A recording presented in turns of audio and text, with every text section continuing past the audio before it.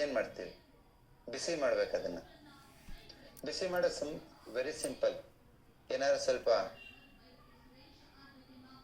Amrutanjan, Mentho plus, Vicks ಇರುತ್ತಲ್ವ, ಆ lung ರಿಫ್ಲೆಕ್ಸ್ಗೆ ಹಚ್ಬಿಟ್ರೆ ಸಾಕು, ಕ್ಲಿಯರ್. ಕೆಲವ್ರು ಹೇಳ್ತಾರೆ, ಸರ್ ನೀವು ಹೇಳ್ದಂಗೆ ವಿಕ್ಸ್ ಹಚ್ಚಿದೆ ಸರ್, 1-2 ದಿನ ಕಡಿಮೆ ಇತ್ತು ಮತ್ತೆ ಬಂತೆ ಸರ್ ಅಂತಾರೆ. ಯಾಕೆ ಅಂತಂದ್ರೆ ಲಂಗ್ಸ್ ಕೆಲಸ ಬಂದ್ಬಿಟ್ಟು ಕಫನ ಸ್ಟೋರ್ ಮಾಡೋದು, ಕಫನ ಕ್ರಿಯೇಟ್ ಮಾಡಲ್ಲ. ನೀವು ಇಲ್ಲೇನಾದ್ರೂ ವಿಕ್ಸ್ ಹಚ್ಚಿದ್ರಿ, ಇಲ್ಲ ಹಸಿ ಶುಂಠಿ, ಇಲ್ಲ ಪೆಪ್ಪರು, ಬಿಸಿಯಾಗಿರ್ತಕ್ಕಂಥ ಖಾರವಾಗಿರ್ತಕ್ಕಂಥ ಆಹಾರ ಪದಾರ್ಥ ಯಾವ್ದಾದ್ರು ಕಟ್ಟಿದ್ರಿ ಟೇಪಿಂದ ಅಂತಂದ್ರೆ ಬಿಸಿ ಮಾಡುತ್ತೆ. No doubt, it works wonderful.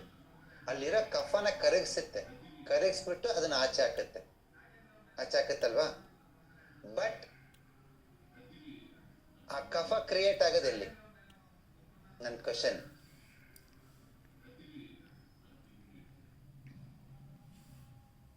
ದೊಡ್ಡ ಪತ್ರೆ ಕಟ್ತೀರಾ, ಶುಂಠಿ ಕಟ್ತೀರಾ, ಹೋಗುತ್ತೆ ಮತ್ತೆ ಬರುತ್ತೆ, ಹೋಗುತ್ತೆ ಮತ್ತೆ ಬರುತ್ತೆ. ಯಾಕಾಗಿ? ಲಂಗ್ಸ್ ಅಲ್ಲಿ ಕಫ ಉತ್ಪತ್ತಿ ಆಗಲ್ಲ ಅಂತ ತಿಳ್ಕೊಳ್ಳಿ. ಮತ್ತೇನಾಗುತ್ತೆ? ಲಂಗ್ಸ್ ಅಲ್ಲಿ ಕಫ ಸ್ಟೋರ್ ಆಗುತ್ತೆ ಅಷ್ಟೆ. ಮತ್ತೆ ಉತ್ಪತ್ತಿ ಆಗೋದೆಲ್ಲಿ? ಉತ್ಪತ್ತಿ ಆಗೋದು ನಿಮ್ಮ ಹೊಟ್ಟೆಲಿ, ಆಹಾರ ಪದಾರ್ಥಗಳಿಂದ.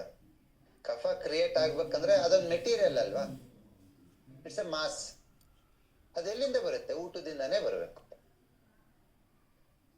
ಸೊ ಆ ಊಟದಲ್ಲಿ ಏನಿರುತ್ತೆ ಕಫ ಕ್ರಿಯೇಟ್ ಮಾಡೋಂಥದ್ದು? Very simple. ನೀವು ಕೊಡೋ ಊಟ ಗ್ರೀಸಿ ಆಗಿರುತ್ತೆ, ಜಿಡ್ಡಿನಿಂದ ಕೂಡಿರುತ್ತೆ, ಇಲ್ಲ ತಂಪಾಗಿರುತ್ತೆ, ಇಲ್ಲ ಸಿಹಿ ಆಗಿರುತ್ತೆ. ಈ ಮೂರೇ ಕಾರಣ. ಜಿಡ್ಡಿನಿಂದ ಕೂಡಿರೋದು, ತಂಪಾಗಿರೋದು, ಇಲ್ಲ ಸಿಹಿ ಆಗಿರೋದು. ಇಲ್ಲ ಸರ್ ನಾನು ಈ 3 ಕೊಡಲ್ಲ ಸರ್ ಅಂತಾರೆ ಕೆಲವರು. ಓಕೆ, ಈ 3 ಕೊಟ್ಟಿಲ್ಲ ಅಂದ್ರೆ 4ನೇ ಕಾರಣ ಎನ್ವೈರ್ಮೆಂಟ್ ಕೋಲ್ಡ್ ಅಟ್ಯಾಕ್ ಮಾಡಿರುತ್ತೆ. ಕೋಲ್ಡ್ ಇವಿಲ್. ತುಂಬಾ ಹೊತ್ತು ಮಗು ತಣ್ಣೀರಲ್ಲಿ ಆಟ ಆಡೋದು, ಮಳೆಯಲ್ಲಿ ನೆನೆಯೋದು, ಶೀತಕ್ಕೆ ಕಿವಿ ಕಟ್ಕೊಂಡಂಗೆ ಆಚೆ ಹೋಗೋದು. ಬಟ್ 10ರಲ್ಲಿ 8 ಜನಕ್ಕೆ 3ರಲ್ಲೇ ಒಂದು ಕಾರಣ, ತಂಪಾಗಿರೋದು, ಜಿಡ್ಡಿಂದಿರೋದು, ಸಿಹಿ ಇರೋದು. ಎಲ್ಲೋ ಒಬ್ರು 10ರಲ್ಲಿ ಒಬ್ಬರು ಇಬ್ಬರಿಗೆ ಎಕ್ಸ್ಟರ್ನಲ್, ಈ ಚಳಿಗಾಲ ಸ್ಟಾರ್ಟ್ ಆಗತ್ತಲ್ವ, ಎಕ್ಸ್ಟರ್ನಲ್ ಕೋಲ್ಡ್ ಅಟ್ಯಾಕ್ ಆಗುತ್ತೆ. ಸೊ ಇಂಥವ್ರಿಗೆ ನೀವು ಲಂಗ್ಸಿಗೊಂದೇ ಟ್ರೀಟ್ಮೆಂಟ್ ಕೊಟ್ರೆ ಅರ್ಧ ರಿಸಲ್ಟ್ ಬರುತ್ತೆ, ಹೋಗುತ್ತೆ ಮತ್ತೆ ಬರುತ್ತೆ. ಮತ್ತೆ ಬರಬಾರ್ದು ಅಂತಂದ್ರೆ ಕಫ ಕ್ರಿಯೇಟ್ ಆಗ್ಬಾರ್ದು. ಕಫ ಕ್ರಿಯೇಟ್ ಆಗ್ಬಾರ್ದು ಅಂದ್ರೆ 2 ಕೆಲಸ ಮಾಡಿ. ಮೊದಲನೇದು, ತಂಪಾಗಿರೋದು, ಸಿಹಿಯಾಗಿರೋದು, ಜಿಡ್ಡಿನಿಂದ ಆಹಾರ ಕೊಡಬೇಡಿ. ಎಲ್ಲಿವರೆಗೂ ಕೊಡಬಾರ್ದಂದ್ರೆ ನಿಮ್ಮ ಸ್ಟಮಕ್ ಮತ್ತೆ ಸ್ಪ್ಲೀನ್ ಬಿಸಿ ಆಗೋವರೆಗೂ. ನಿಮ್ಮ ಹೊಟ್ಟೆ ಜಠರಾಗ್ನಿ ದಗ ದಗ ಅಂತ ಉರಿತಿದ್ರೆ ನೀವೇನನ್ನ ಹಾಕಿ ಸುಟ್ಟು ಭಸ್ಮ ಆಗ್ಬಿಡ್ತದೆ.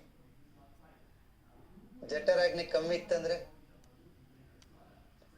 ಚೂರು ಬಾಳೆಹಣ್ಣು ತಿಂದ್ರೆ ಕಫ ಆಗತ್ತೆ, ಹಾಲು ಕುಡಿದ್ರೆ ಕಫ ಆಗುತ್ತೆ, ಸ್ವೀಟ್ ತಿಂದ್ರೆ ಕಫ ಆಗುತ್ತೆ, ಐಸ್ ಕ್ರೀಮ್ ತಿಂದ್ರೆ ಕಫ ಆಗುತ್ತೆ, ನೋಸ್ ಬ್ಲಾಕ್ ಆಗುತ್ತೆ, ಕೆಮ್ಮಾಗುತ್ತೆ.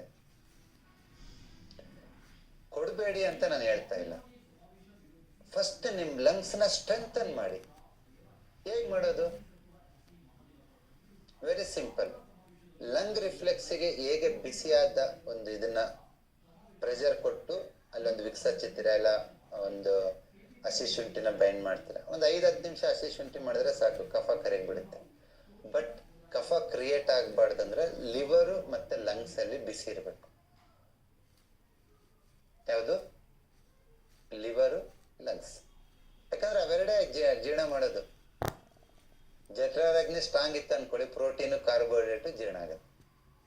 ಲಿವರ್ ಸ್ಟ್ರಾಂಗ್ ಇತ್ತು ಅನ್ಕೊಳ್ಳಿ, ನೀವು ತಿಂದಿರೋ ಎಣ್ಣೆ ಪದಾರ್ಥ, ಜಿಡ್ಡಿನ ಅಂಶ ಜೀರ್ಣ ಆಗುತ್ತೆ. ಇಬ್ರಲ್ಲಿ ಒಬ್ರು ಫೇಲ್ ಆದ್ರೂ ಅಮ್ಮ ಅವ್ರು ಬಂದು ಹೇಳ್ತಾರೆ, ನನ್ನ ಮಗ ಏನೋ ಸ್ವಲ್ಪ ಎಣ್ಣೆಲಿ ಕರ್ದಿದ್ದು ತಿಂದ ಸರ್, ಅವಾಗ್ಲಿಂದ ಗಂಟ್ಲು ಕಟ್ಟಿಬಿಟ್ಟಿದೆ. ಮೊನ್ನೆ ಐಸ್ ಕ್ರೀಮ್ ತಿಂದ ಸರ್, ಅವಾಗಿಂದ ಕೋಲ್ಡ್ ಆಗ್ಬಿಟ್ಟಿದೆ ಹೇಳ್ತಾರಲ್ವಾ. So very simple. ನಿಮ್ಮ ಲಿವರ್ ಮತ್ತೆ stomach, it's very very important organs. ಯಾಕೆ ಅಂತಂದ್ರೆ ಅವರಿಬ್ರೆ ಎಲ್ಲರನ್ನೂ ವಾಸಿ ಮಾಡೋದು, ಅವರಿಬ್ರೆ ಎಲ್ರನ್ನೂ ಕೆಡ್ಸೋದು, ಎರಡು ಕೆಲಸ ಮಾಡ್ತಾರೆ ಅವರು. ನೋಡಿ, ಯಾರಿಗಾದ್ರೂ ಹಾರ್ಟ್ ಪ್ರಾಬ್ಲಮ್ ಅಂತ ರಿವರ್ಸ್ ಮಾಡ್ತಾ ಹೋಗಿ, ಹಾರ್ಟ್ ಪ್ರಾಬ್ಲಮ್ ಯಾಕಾಯ್ತು? ಕೊಲೆಸ್ಟ್ರಾಲ್ ಆಯ್ತು. ಕೊಲೆಸ್ಟ್ರಾಲ್ ಯಾಕಾಯ್ತು? ತಿಂದಿರೋ ಎಣ್ಣೆ ಜೀರ್ಣ ಆಗಿಲ್ಲ. ಯಾಕೆ ಜೀರ್ಣ ಆಗಿಲ್ಲ? ಲಿವರ್ ಹತ್ರ ಹೋಗುತ್ತದು. ಅದೇ ತರ ಕಿಡ್ನಿ ಪ್ರಾಬ್ಲಮ್ ಆಯ್ತು, ಯೂರಿಕ್ ಆಸಿಡ್, ಪ್ರೋಟೀನ್ ಲೀಕೇಜ್ ಆಗ್ತಾ ಇದೆ, ಕ್ರಿಯಾಟಿನ್ ಏನಾಗಿದೆ, ಮತ್ತೆ ವಾಪಸ್ ಗವರ್ನ್ ಮಾಡ್ಕೊಂತ ಬನ್ನಿ. ಯಾಕೆ ಯಾಕೆ ಫಿಲ್ಟರ್ ಮಾಡ್ತಾ ಇಲ್ಲ ಕಿಡ್ನಿ? ಪ್ರೋಟೀನ್ ಜೀರ್ಣ ಆಗಿಲ್ಲ. ಯಾಕೆ ಜೀರ್ಣ ಆಗಿಲ್ಲ? ಸ್ಟಮಕ್ಕಲ್ಲಿ ಅಮೈನೋ ಆಸಿಡ್ ಬ್ರೇಕ್ ಆಗಿಲ್ಲ. ಪ್ರೋಟೀನ್ ಇಂಟು ಅಮೈನೋ ಆಸಿಡ್ ಆಗ್ಬೇಕು, ಅದಾಗ್ತಿಲ್ಲ. ಸೊ ಕ್ಯಾನ್ಸರ್ ಇರ್ಬೋದು, ಡಯಾಬಿಟಿಸ್ ಇರ್ಬೋದು, ಹಾರ್ಟ್ ಕಿಡ್ನಿ ಪ್ರಾಬ್ಲಮ್ ಇರ್ಬೋದು, ಅದನ್ನ ರಿವರ್ಸ್ ಮಾಡ್ತಾ ಹೋದ್ರೆ ನೀವು ಎಂಡ್ ಆಗೋದು ಎಲ್ಲಿ ಅಂದ್ರೆ, ಒಂದು ಜಠರ, ಎರಡನೇದು ಯಕೃತ್. ಅದಕ್ಕೆ ಆಯುರ್ವೇದದಲ್ಲಿ ಒಂದು ಶ್ಲೋಕನೇ ಹೇಳ್ತಾರೆ,